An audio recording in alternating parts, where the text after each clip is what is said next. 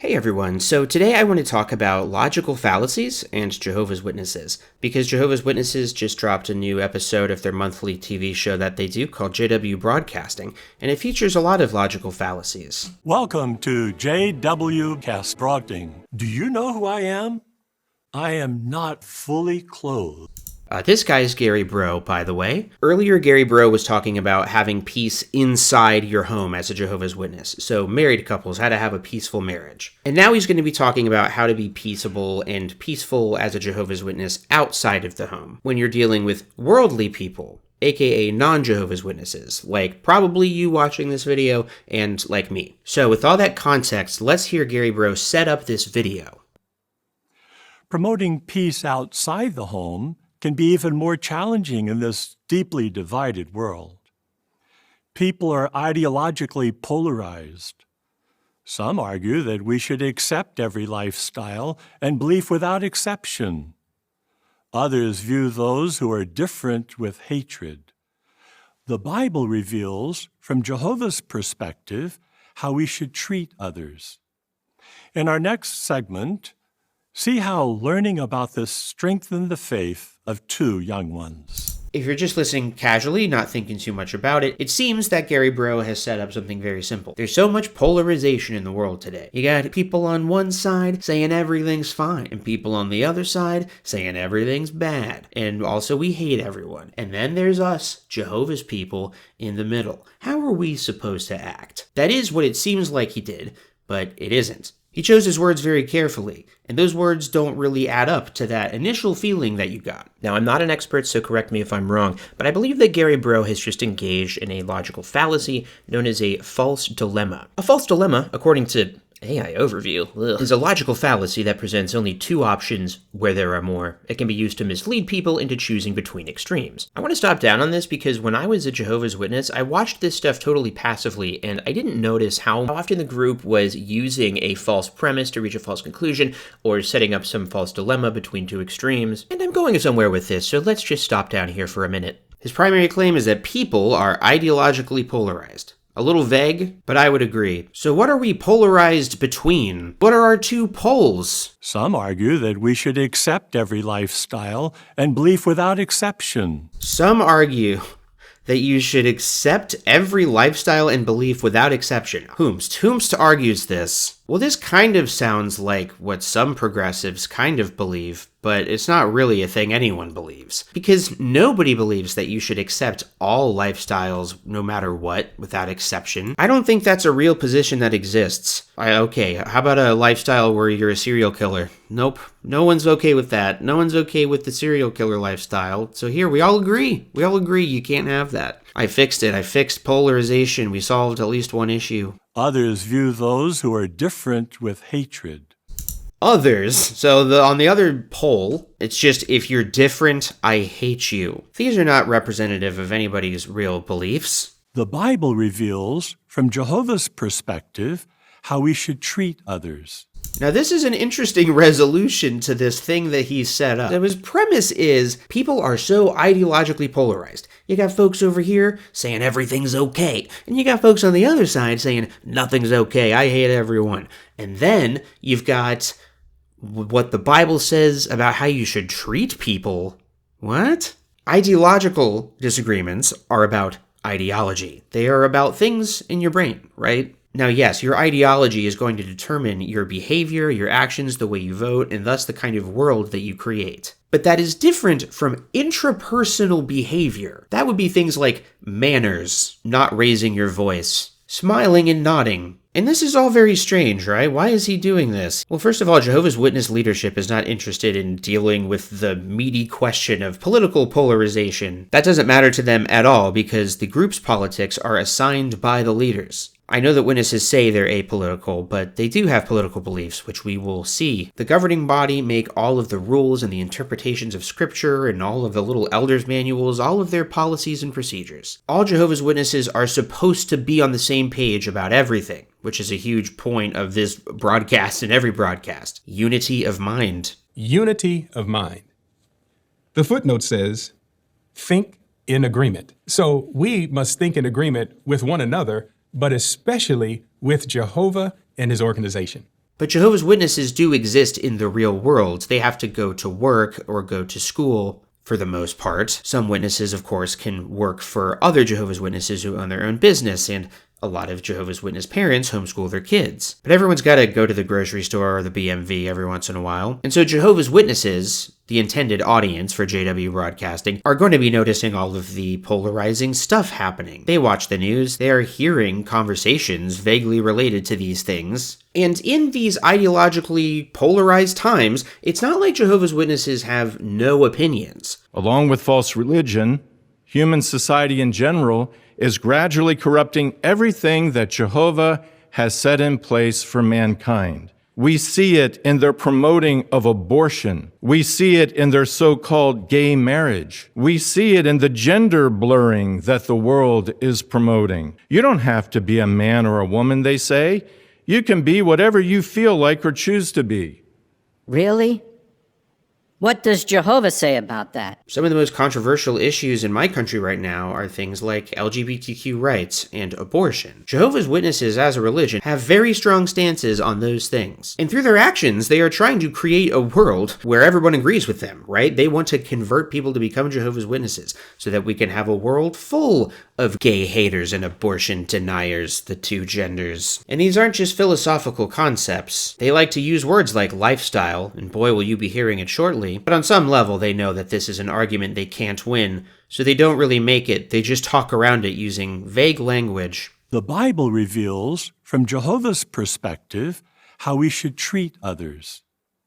In our next segment, see how learning about this strengthened the faith of two young ones. So we're going to see how learning about the vague thing he said, learning about that is what helped these more vague people. Speaking of vague, deceptive language, let's finally get into the video that Gary Breaux was setting up. Sorry that I talked for like 10 minutes about just the setup to a video. The actual video intercuts between two different Jehovah's Witness young people, and I'm going to talk about each of their stories one at a time. I had originally wanted to do this because I figured that each young person would tell a different story, but I actually found that by intercutting these two stories, Watchtower is doing a little bit of a magic trick. When you separate what each of these kids is saying just on its own, it doesn't really amount to anything. It makes more sense to play it, so here's the first girl's answer to the first question.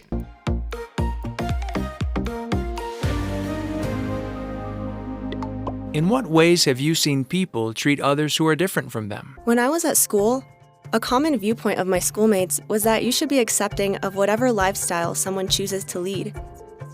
Teachers would encourage us to support those with different sexual orientations. On social media, it was very common to see extreme viewpoints about different lifestyles. I often saw comments attacking others for their lifestyles. It seemed like many students assumed that we must have an extreme viewpoint, and that we would completely reject those who don't conform to our beliefs. Wow, insightful. This is almost impressive. It's like when Marvel actors have to go on talk shows and try and say stuff without really talking about the movie at all and spoiling anything. Let's recap. After a vague setup of some people in the world think some things are bad and others think other things are bad, the first question is vague. In what ways have you seen people treat others who are different from them? We're like 8 degrees of separation from hearing about a real person's experience. What did you hear about someone else saying about another person's experience yesterday?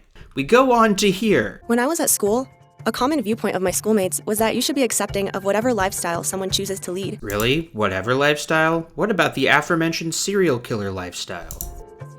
Teachers would encourage us to support those with different sexual orientations. Really? How? What would they say?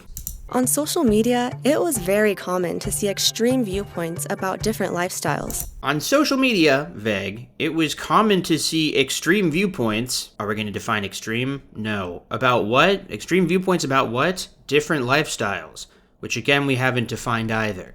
I often saw comments attacking others for their lifestyles. Attack? That sounds bad. It seemed like many students assumed that we must have an extreme viewpoint. So now we're just talking about what it seemed like other people assumed. So she thinks that other people thought that she was extreme about things, but she's not going to give an example of anybody saying this to her, and she's also not going to give any example of what she thinks other people thought about her. and that we would completely reject those who don't conform to our beliefs. And don't they know that we don't completely reject them? We only partially reject them? And all of this leads to the next question, which is, what helped you get the Bible's viewpoint?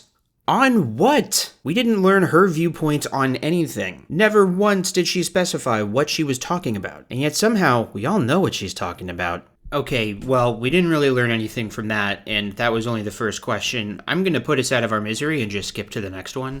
In my final year of high school, a new teacher arrived. He was different.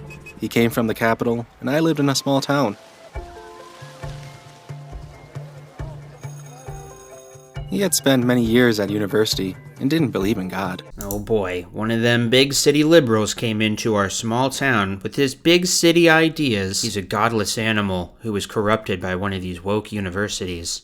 And nothing happened. Nothing. He was just a mean teacher who hated everyone, and then everyone hated him because he sucked. The teacher had a very different personality. He seemed to like attacking the students and putting them on the spot. He seems to like that. He would ask probing questions about controversial topics in class, and even made comments to the class like, "The people from here aren't made for learning." Of course, the students didn't react very well.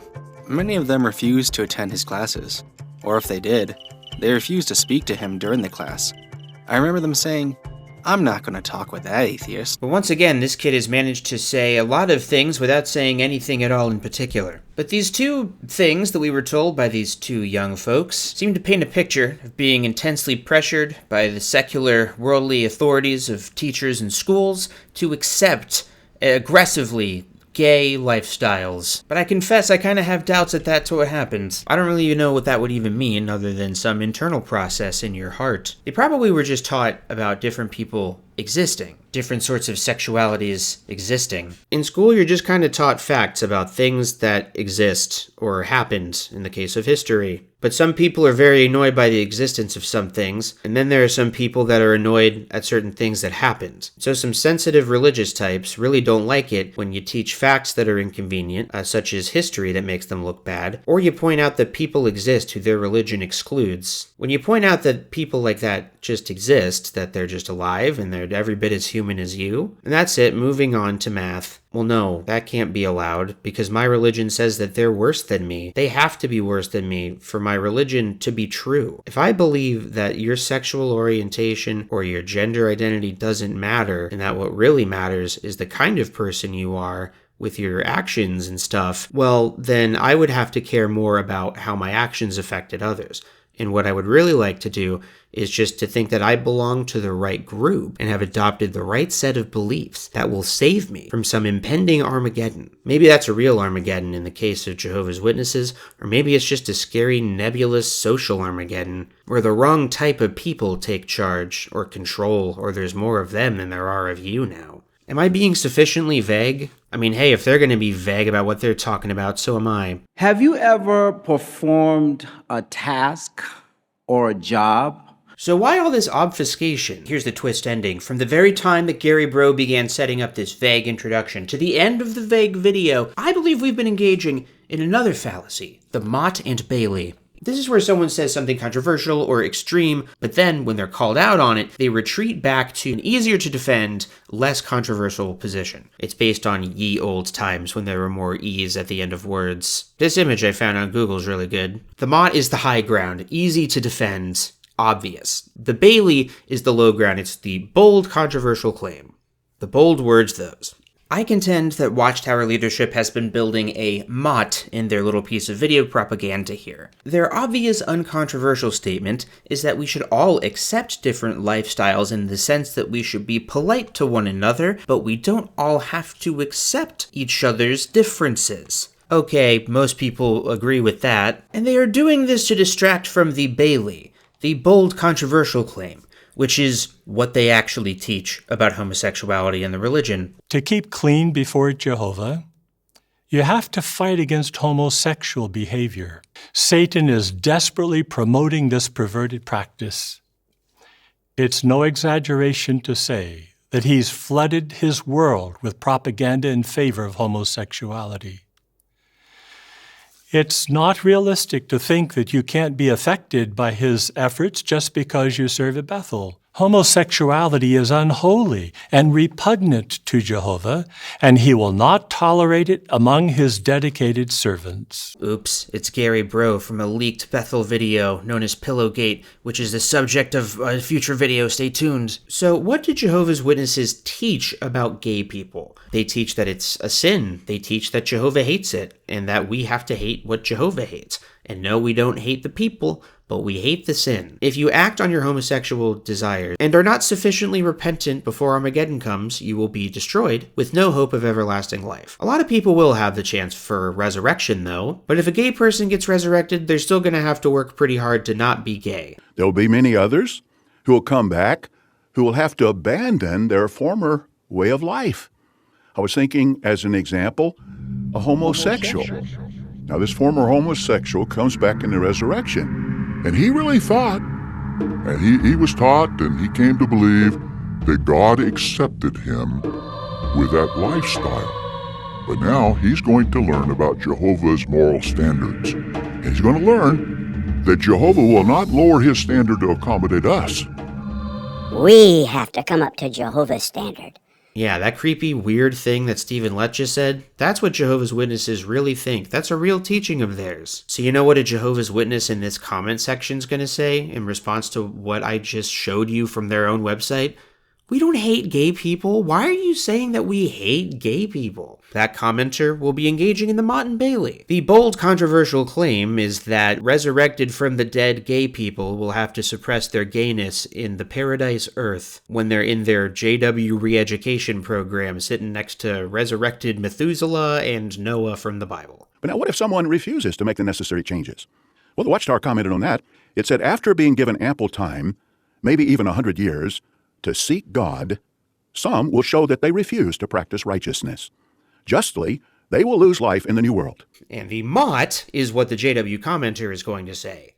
We don't hate gay people. I remember that some classmates would say to me, "Don't Jehovah's Witnesses hate gay people?" As I was growing up, they helped me understand that even though we completely reject certain conduct, we don't hate the person who practices it. I learned a lot from my mom's example. She used to work at a beauty salon, and I saw how she was always kind to others she worked with, regardless of their sexual orientation. Gary Breaux has taken a question about ideology and reduced it to how should we be intrapersonally? Because this is what Christian groups like Jehovah's Witnesses do. Ideology is unimportant. The only correct ideology is what the Bible says, which is that gay people are evil. I'm just right because it's what God thinks, so obviously it's what I think, and you're just wrong. So the only thing that I can be is polite to you. I can just politely tell you that you need to change your minds. I don't hate you, but I think you're mistaken. That's all.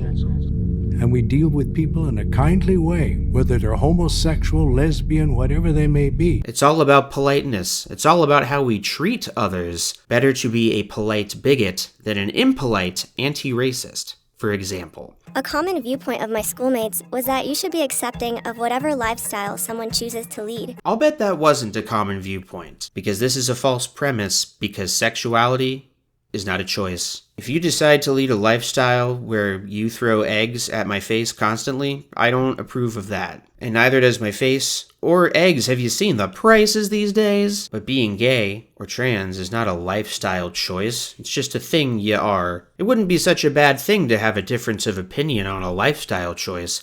But it wouldn't be so cool to think, hey, we should treat these people differently and in fact worse because of the way they were born. Well, Jehovah's Witnesses don't want to have that argument, so they're just not going to have it. They're going to pretend that they just believe something totally uncontroversial, which is that we just gotta be nice to everyone. I believe what the Bible says, and that says that you are going to die soon if you don't change. But it doesn't matter, it's just nice in its feelings. So all of this obfuscation and downplaying that Gary Breaux and thus the kids in this video are doing, that's the Mott. They're doing the easy to defend modest position. The Bailey, the harder to defend, more controversial position, is the actual beliefs and theology of Jehovah's Witnesses. But Jehovah's Witnesses don't do this to intentionally be deceptive. I did this as a Jehovah's Witness, and I wasn't trying to be deceptive. It's just that I believed the Mott and the Bailey. I intellectually understood all of our theological points. I could have described to you the Bailey, but I was much more comfortable thinking about and talking about the Motte. This is the key to understanding cults and conspiratorial thinking. They are almost all, by their very definition, self-contradictory. It's because of this that a lot of people think that people in cults or evangelicals or zealots don't really believe the things that they're saying.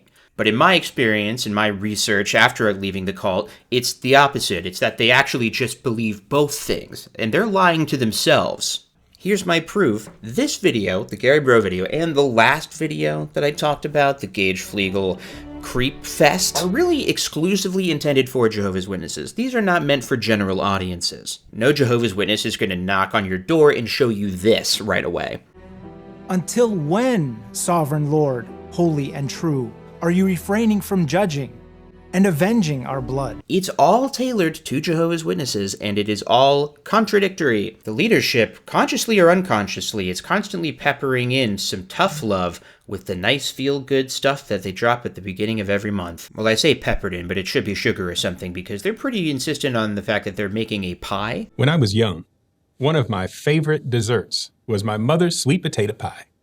Stuff that makes them feel good about being a Jehovah's Witness. And also stuff that makes them too afraid to ever leave. But as always, my offer stands that anybody who's ever been interviewed in any of these videos, if you happen to wake up and stumble across this video in the far-flung future, hey, write to me and we'll talk. Wouldn't it be so interesting if one of these kids who was interviewed in a Young People Ask video, like, woke up and did an interview? That would be amazing. I feel like statistically it's going to happen.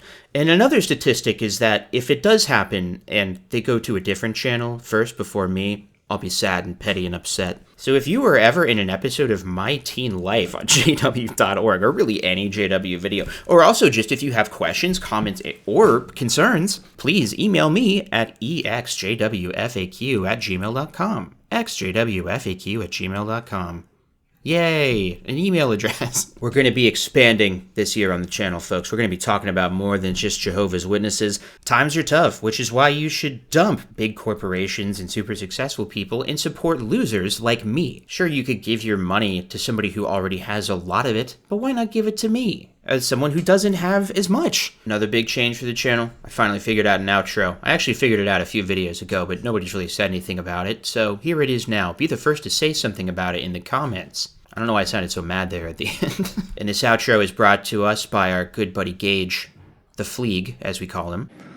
That was not brought to you by artificial intelligence, just so you know. Bye.